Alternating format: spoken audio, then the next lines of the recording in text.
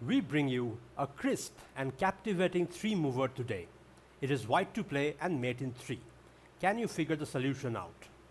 Now, as you probably know, short compositions, Mate-in-2, Mate-in-3 or even Mate-in-4 do not start with checks.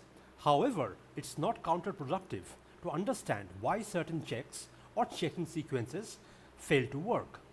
When I was solving the problem, there were two such lines that caught my eye. I would like to show them to you now. The first line is rook c6 check, forcing king takes e5 and then rook takes e6. Now this is almost a checkmate. The only reason the black king is not mated because it has one escape square, the f4 square, just one escape square. So that's one observation. The other line is bishop c7 check, king takes c5 is forced and now knight takes e6. Once again, this is nearly a checkmate. The only reason it doesn't work is because the black king can escape to this b4 square.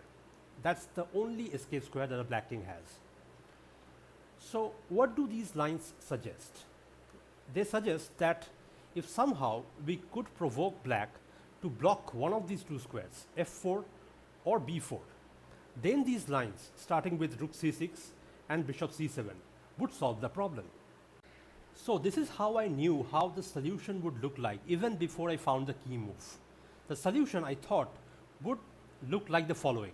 White will make a key move which will not be a check, something subtle, something quiet, and then black would be forced to respond by either blocking the f4 square or the b4 square.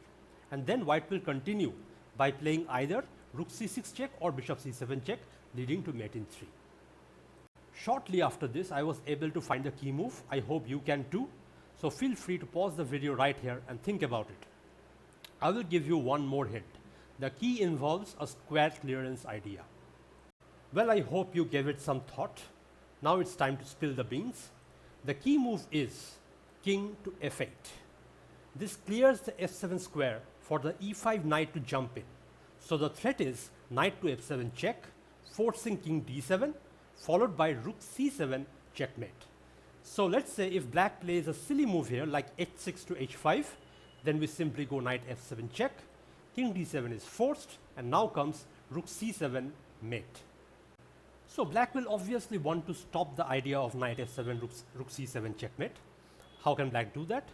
Let's go back and see. Here after king f8, there are two ways to stop this idea of knight f7 rook c7. One is to go queen to f4. So now after knight f7 king d7, you don't have rook c7 mate anymore because the queen will be controlling the c7 square. However, now that the f4 square is blocked, we already know what to do here. We go rook c6 check, king takes e5, rook takes e6, and that's a checkmate. I'm sure by now you can already anticipate the other defense that black has at their disposal. It is queen to b4. How does this stop the threat? Well, now knight f7 check, king d7, rook c7 is not available anymore because the c5 rook gets pinned along the b4 f8 diagonal. But queen b4 blocks the b4 square, and we already know what to do when the b4 square is blocked. We go bishop c7 check, forcing king takes c5, and now knight takes e6 is mate. And there you have it. That's the solution to today's problem. Two well-matched variations on the theme of self-block. I hope you enjoyed this problem as much as I did. I will see you soon in the next video. Till then, take care and happy solving.